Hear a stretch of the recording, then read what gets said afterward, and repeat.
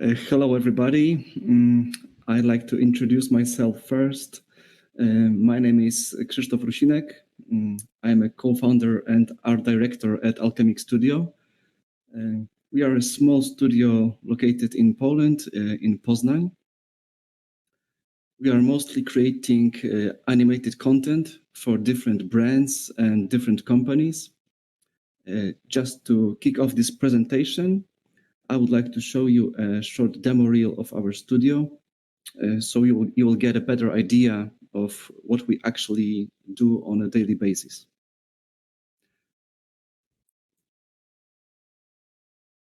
I've heard before that I have some technical difficulties and the audio might not come across, but don't worry, you can go to our website and watch it later.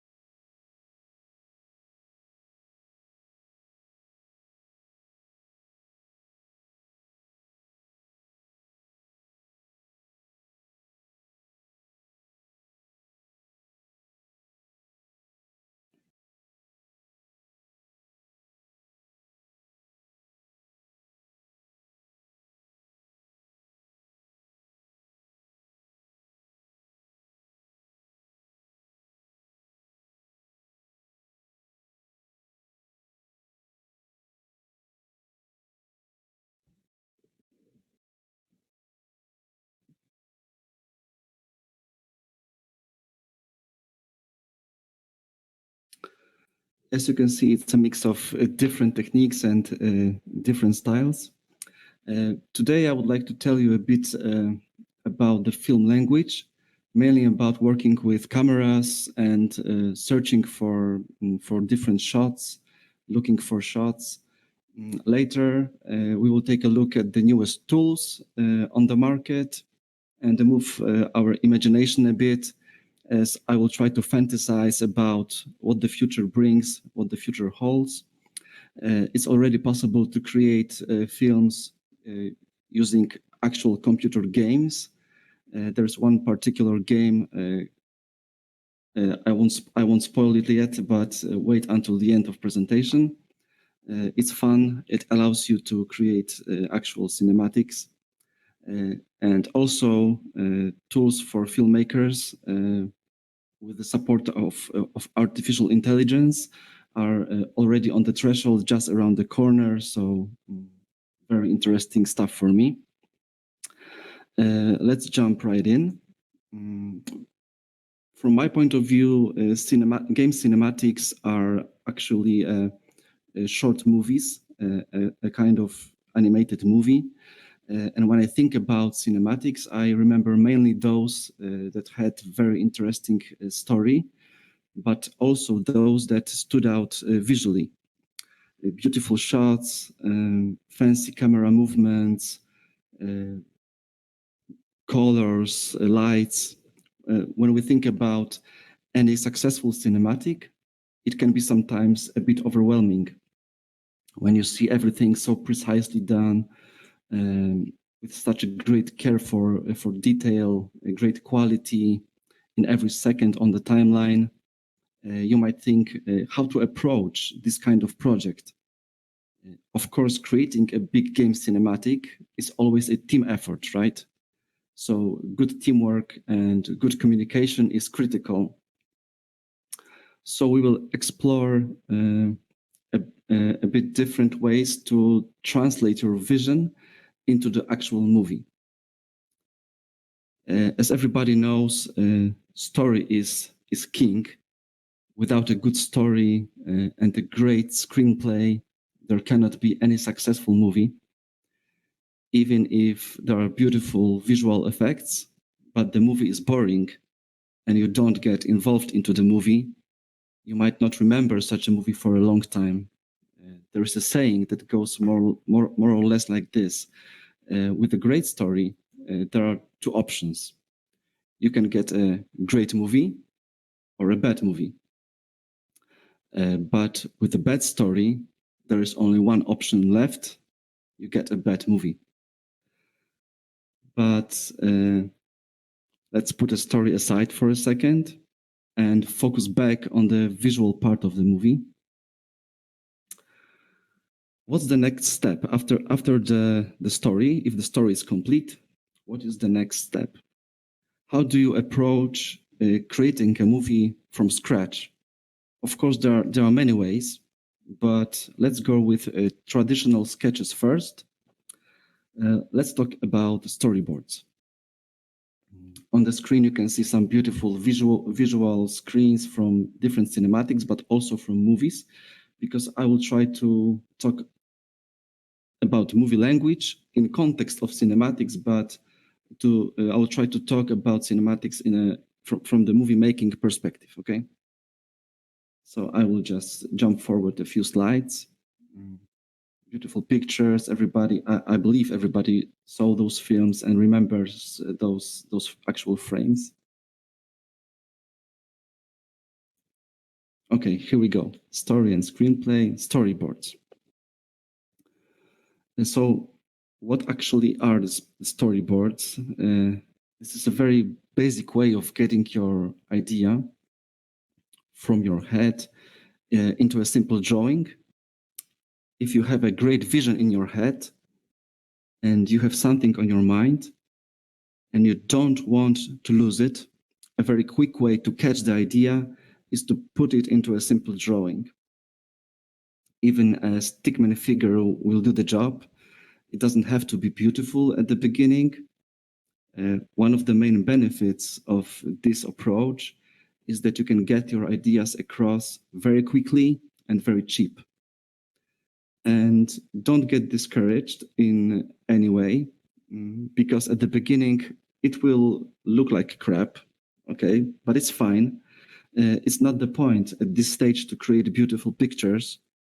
If you cannot draw properly, don't worry. I've heard that even Steven Spielberg sometimes draws simple stick figures, and then somebody else makes those sketches more readable later on in the production.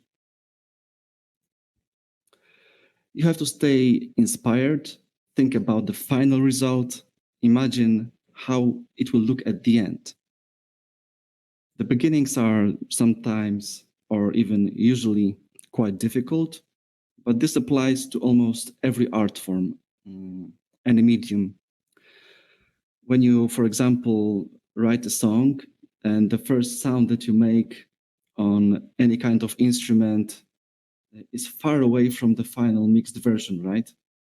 When you're painting a picture and you lay down your first brush strokes, it can be completely different, and somebody standing by your side might not understand what actually are you doing. The same goes with sculpture. It might look like a mess at first. So you have to believe in yourself, believe at your vision, stay focused, stay on the track, and continue forward. And eventually, after many hours of hard work, it will get closer and closer to the vision in your head. It's like bridging the gap between what you see in front of you in the form of your sketches and what you have in your imagination. The trick is to get those two things closer together. At my screen, you can take a look at some comparisons between initial sketches and the final result. This is, of course, Disney production. On the left side, we can see Tarzan movie. On the right is Frozen. But even if there are only simple sketches, black and white, without any color, you can see how close they are to the final result. It's basically the same camera angle, the same framing, the same action on the screen, and that's what it's all about. This stage of production is also the moment when you can explore the most. Try to experiment, try to have fun, try out different ideas, different versions of the sketches. If something is not working for you, you can throw it away, and it won't cost. It will cost almost nothing. Moving along the path of cinematics production, things usually get more and more complicated. More and more people get involved into the process. More difficult it gets to change direction, or it just becomes too expensive to change anything. After the storyboarding, which is the process of creating those still images, we get into the animatic stage. And this is a process of stitching those pictures together on a timeline, playing it back so you can watch it and watch your first rough edit of the movie. Of course, animatics can be very simple and very rough, or as complex as you wish. Animatics also usually includes some kind of soundtrack. Of course, everything is a sketch on this stage, so the voiceover can be, for example, your own voice speaking to a mic, just like I'm speaking right now. The music can be some song that you found on the internet. Maybe a composer will be introduced later on the project, and he will write a proper music score for the cinematic. The idea is to catch a good timing in the scenes with dialogue, build a good mood with the right music selection. An animatic without music and without any sound may seem empty or without any emotions. From my point of view, music is one of the main building blocks of animation, but I will also put music aside for today. On my screen, there's a slide talking about animatic, also ripomatic, and also reference shot. If I would have to talk about it for a second, ripomatic is also a form of animatic, but it's built from different video parts that you found. It can be, you can pull shots from different movies that you found, from different Hollywood movies, from YouTube videos, stitch them together and get a feeling of action scene or feeling for, I don't know, some car chasing scenes and so on. Reference shot is something a little bit different. Is when you, for example, take your own cell phone and record your friends walking together, talking to each other. So you create a very rough version of your movie, but you're not drawing the shots. You're actually recording those shots with a simple camera, something like that. Here, I would like to show you something that I found on the internet. It's pretty interesting. It's a comparison between animatic on the left side of the screen and the final result on the right side. It's of course a small fragment, a small part of Gorilla's Feel Good. I'm sorry because the sound is not coming through, so you will have to watch it without any sound. Let's go.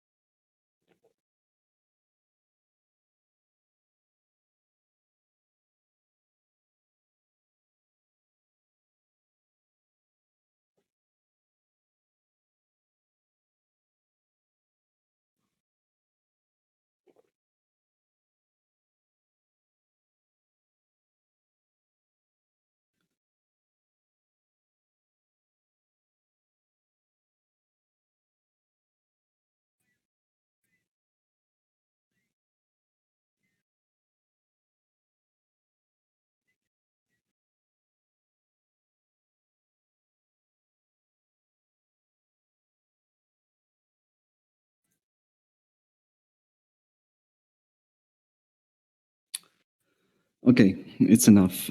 Just as you saw, it was pretty simple, just basic drawings, but it got the idea across. And sometimes it's all that you need to get everybody on the track, because, as I said at the beginning of the presentation, creating animated movies is always, maybe not always, but most of the time, it's a team effort. It's very rare that one artist will create a big cinematic. It's always a team. So a good communication tool, just like a good animatic, is always very, very needed.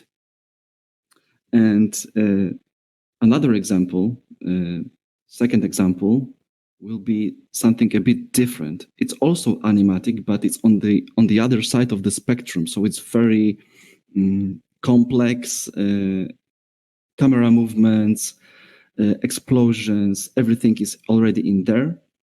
Because when you move to a bigger production, and this is an example from Iron Man, it's critical to plan everything in small details. So let's take a look for a second.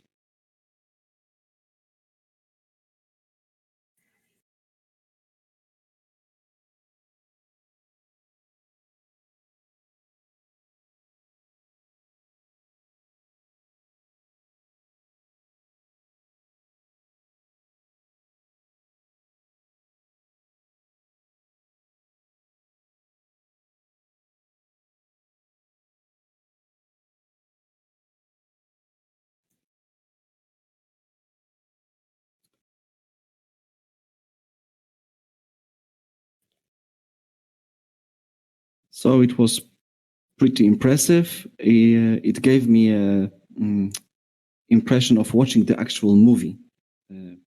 But I believe it was a team effort. It was not one artist creating this kind of animatic. It's a bit more complex, but in production very needed. And even this sometimes is not enough.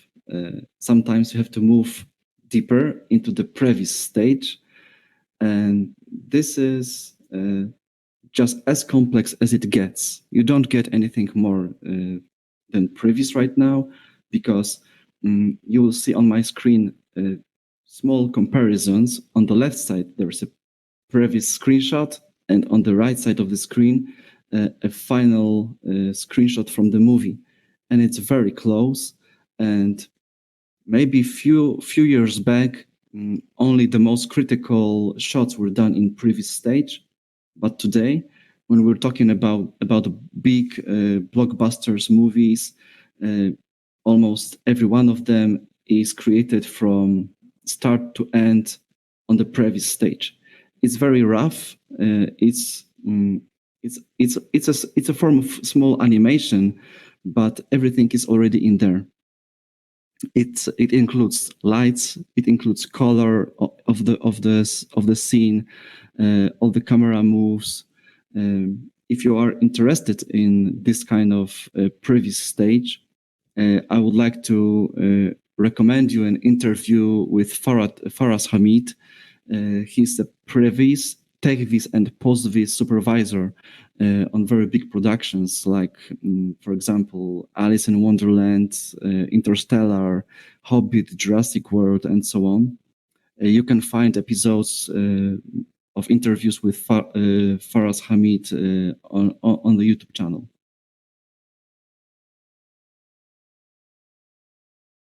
So on my screen, a few comparisons of the previs.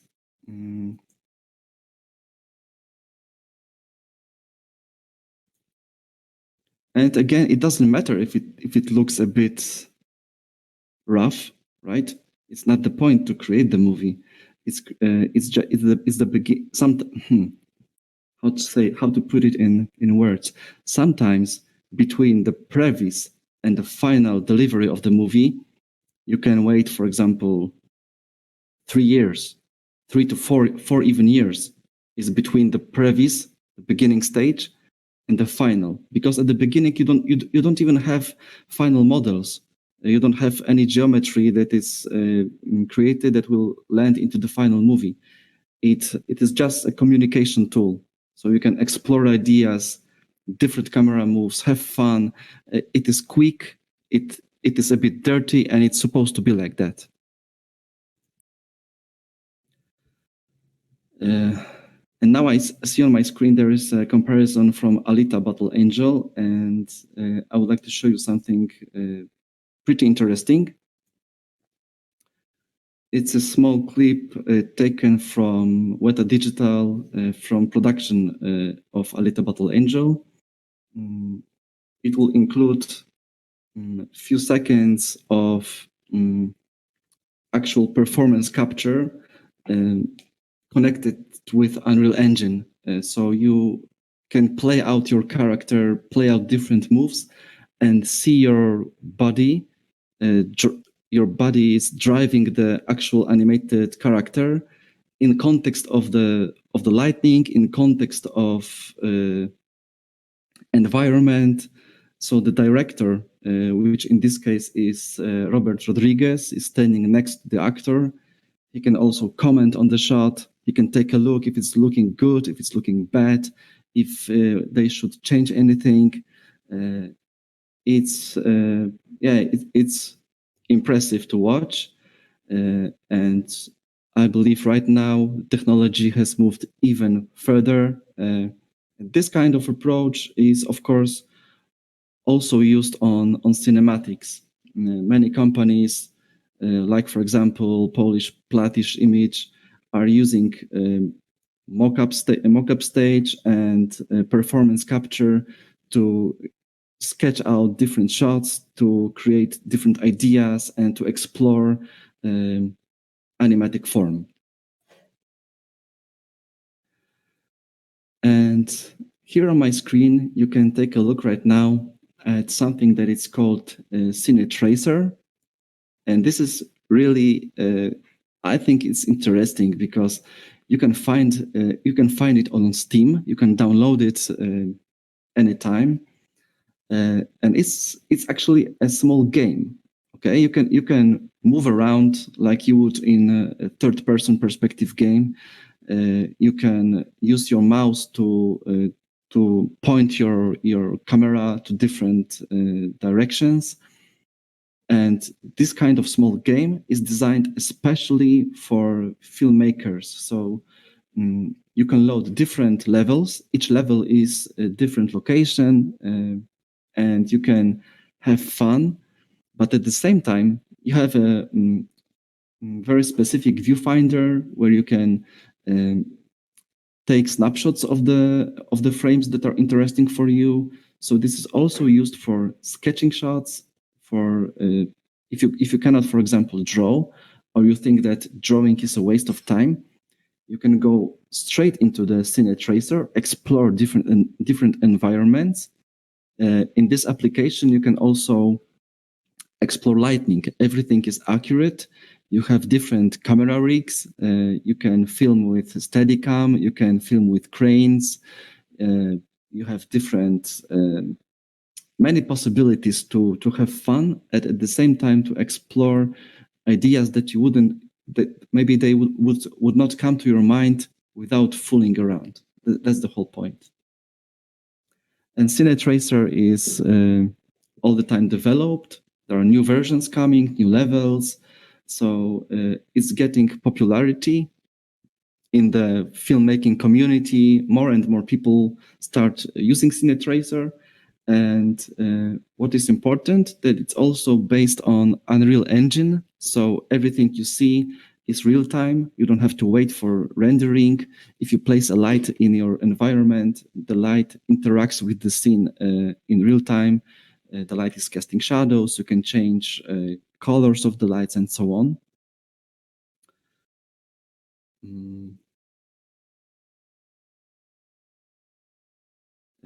Of course, I recommend this tool if any one of you is thinking about making your own short movies or becoming a movie director or something like that. Go ahead.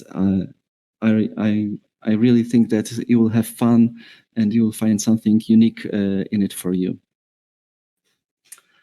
Now I will give you a small lecture. It could be a little bit boring, maybe not. Maybe most of you already know this thing, maybe not. I don't know. If you're a basic filmmaker, maybe you will find something interesting in it for you. I would like to talk to you about different camera moves. I will try to move through this as quickly as possible without going too deep. Let's go. First type of shots is where you don't have any camera move at all, right? They're called static shots. They're often used when you want to establish a very controlled composition in your shot, used also in dialogue scenes when you want your audience to stay focused on the subject. Let's take a look at a few examples.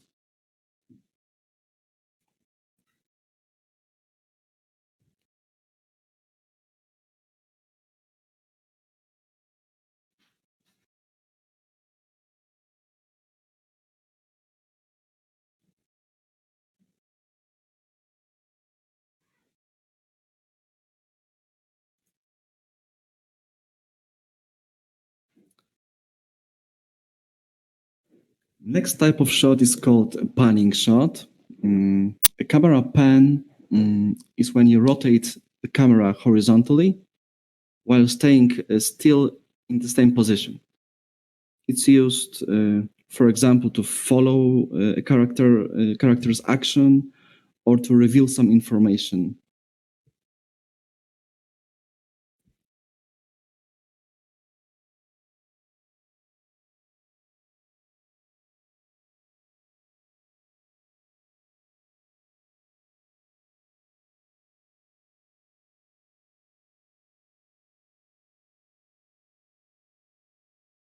Okay, let's go. And another special type of a panning shot is a whip pan. In this particular example, the camera moves are very quick, very precise, used here to establish a better relationship and connection between two characters.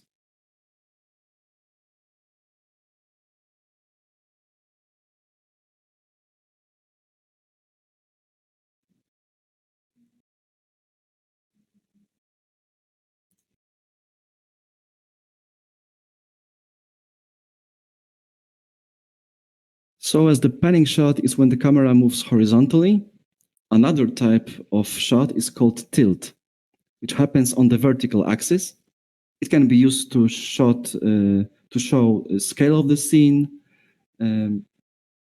verticality of the environment, maybe to show somebody's dominance or reveal some information that is outside of the frame.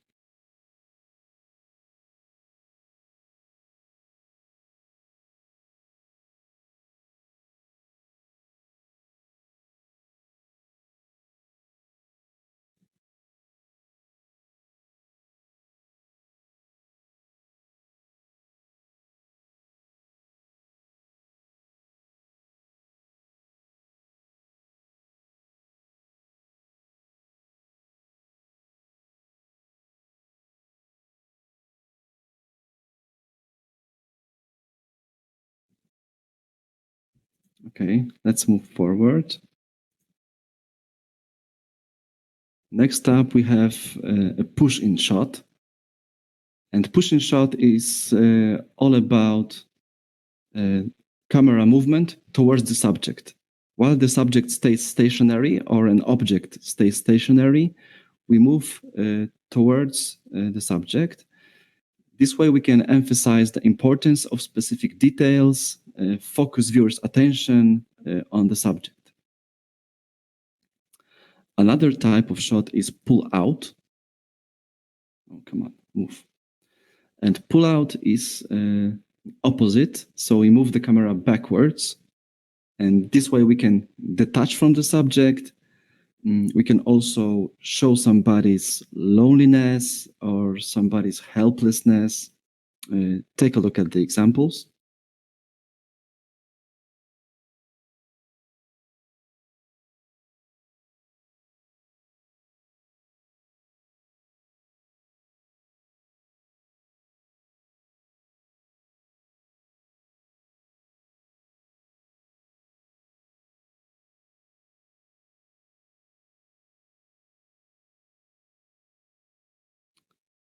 Okay.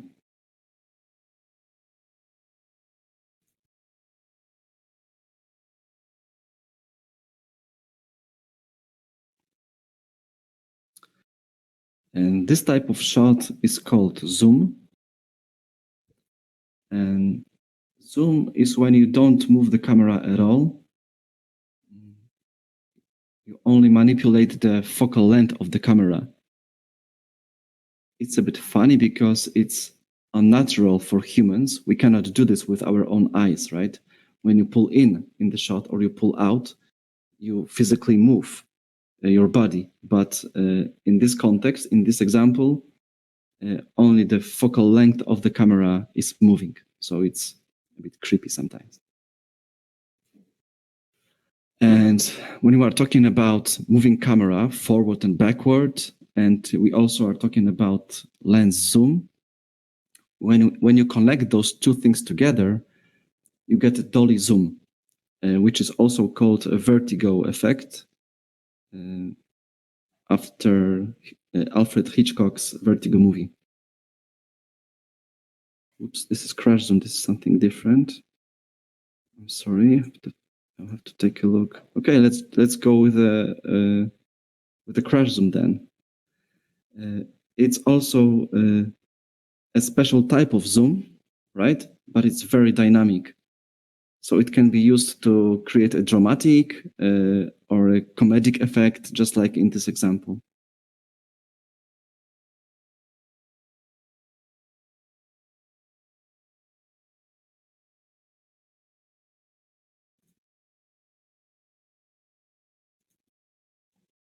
Okay, now we have the Dolly Zoom. So this is the vertigo effect when you move the camera and at the same time you manipulate the focal length.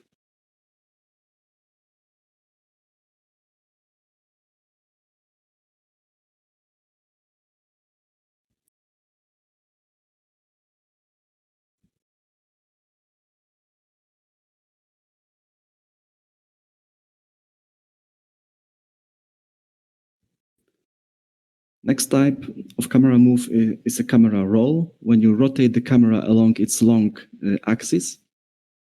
This camera move can be a bit disorienting, so it's often used in dance scenes, in fight choreography, and something like that.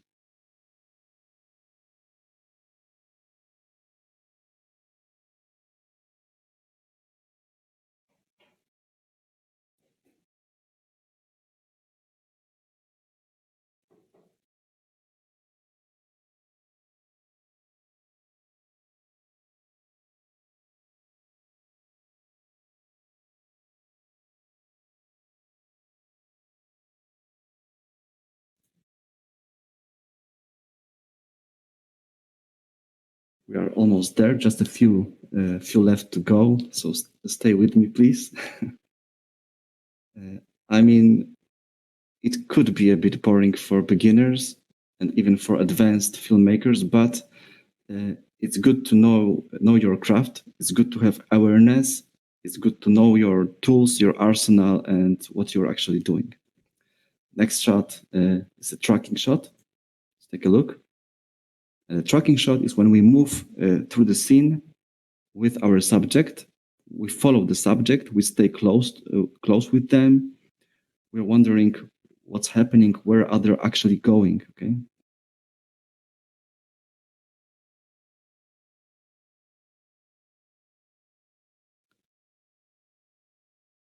And similar to this, but moving from left to right or right to left, is a tracking shot like this.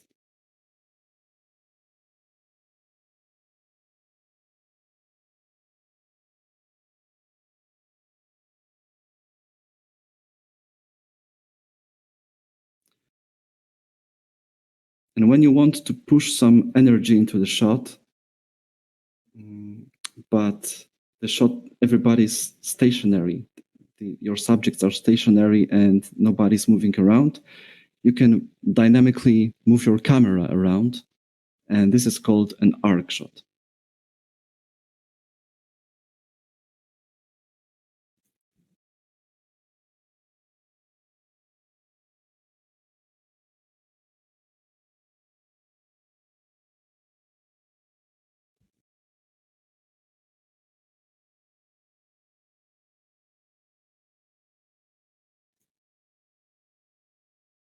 2 moves left to go. This is called a boom shot. And the boom shot is when the camera is moving along the vertical axis. It can also reveal some information or follow the subject moving in a vertical manner.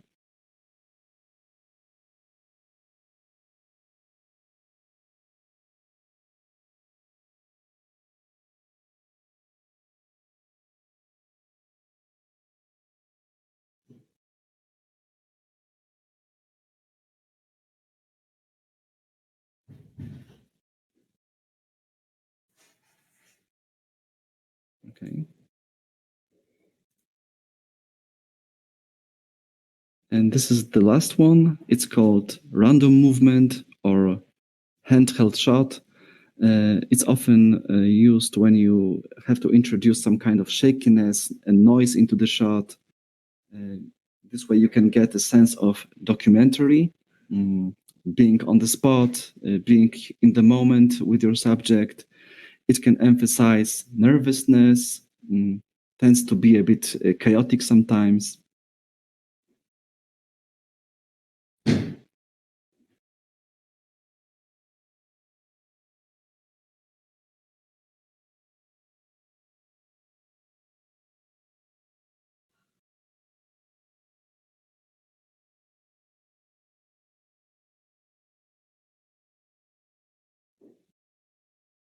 Okay.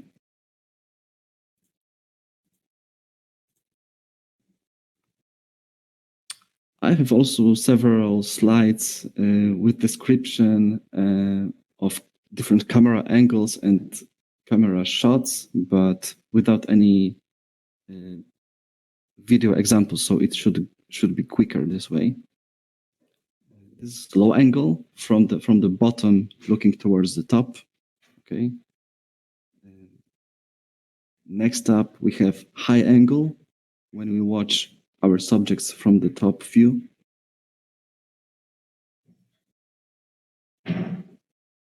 So just to describe it a little bit better, I'm talking about camera angle, okay? So I'm not talking about framing. I'm not talking about how close or how far away you are from the subject. I'm only talking right now about the camera angle. So from which perspective are you watching? Are you on the ground level? Are you on the top of a building? What is your position in comparison to the subject? This is overhead, so straight from the ceiling to the bottom. Dutch angle, you get a tilt. Your horizon is a bit twisted. Eye level, very common, very natural point of view. Shoulder level, also often called over the shoulder. When you shoot dialogue scenes, you very often can see in the movies two subjects talking to each other over the shoulder. We're getting a bit lower to the hip level. Now even lower to the knee level, like this. Ground level.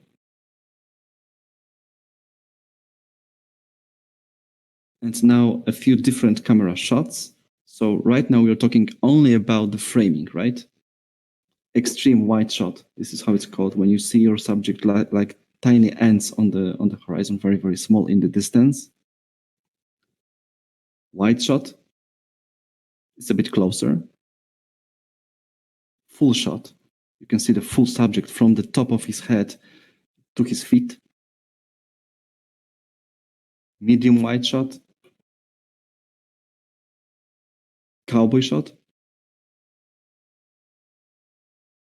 Medium. Medium close-up. Close-up. We're getting really, really close right now, right? Right to his face. Extreme close-up. And this is also extreme close-up, but also referenced as detail shot, very close. Okay, somehow I got through this, and you, I believe, went on the ride with me. Now I would like to give us a moment and talk about near future of filmmaking, about making animation, making game cinematics, and so on. This year, I believe Unreal Engine 5 will have its premiere, and when the presentation came on the internet, it shook everybody a little bit.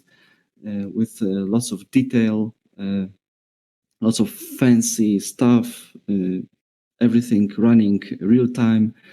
So if it's true, if this level of quality on the screen will be possible on the animatics, on the previs level, then the gap between the sketching of your shot and the final delivery of the animation will be very, very tight, very tiny. Okay, the gap will be very small because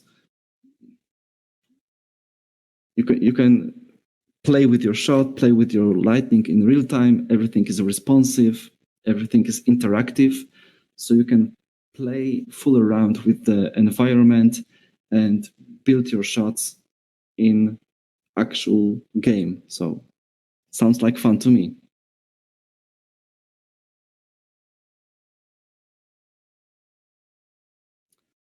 Another very interesting thing from Epic Games is Metahuman, published recently about a month ago. It's not fully complete yet. It's not fully ready for production, but beta is already there, and you can have virtual actors in your animatic, in your Unreal Engine scene. So this is pretty interesting also because you can interact with those characters. And what is pretty new for me is when you can, for example, write down a sentence in any language, and a computer will translate this sentence, put this into character's mouth, and you can also direct the expression. If you want this sentence to be said like a happy sentence with a happy attitude, or maybe with a bit of sadness, loneliness, so you can dial in a specific expression and emotion.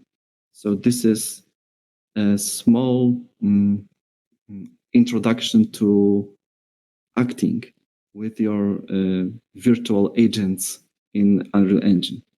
Pretty cool to me.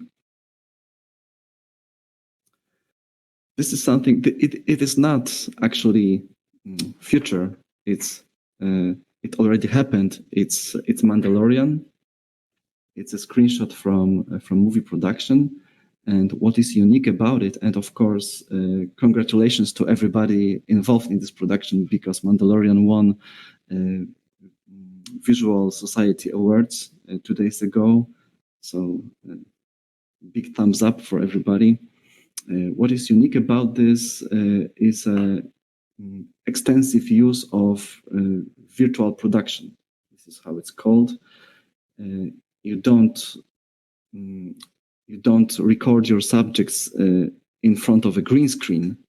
Instead, you record your subject in front of a big screen, big LED screen. When you project, when you display Unreal Engine environment, you can interact with this environment. You can change lighting, you can change position of the buildings, and so on.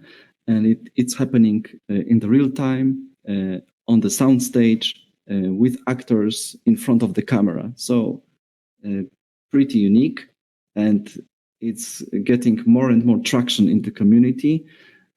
More companies are interested in using this technology, and I believe we will see more and more productions taking leverage of this kind of technology. There are many great examples already. Go ahead and search the internet, get inspired. What is unique from my point of view? Because when you let's for example imagine filming somebody wearing metal armor.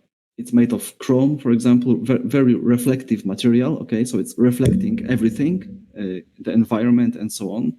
And for example, he's wearing glasses, also reflective and transparent, and at the same time drinking, for example, water, just like me right now, with a reflective and refractive material. So if you would film this kind of shot on a green screen, you get green reflections on your metal chest plate, you get green reflections on your glasses, you get green reflection on the water everywhere. And it's pretty hard to composite these kind of shots with different background.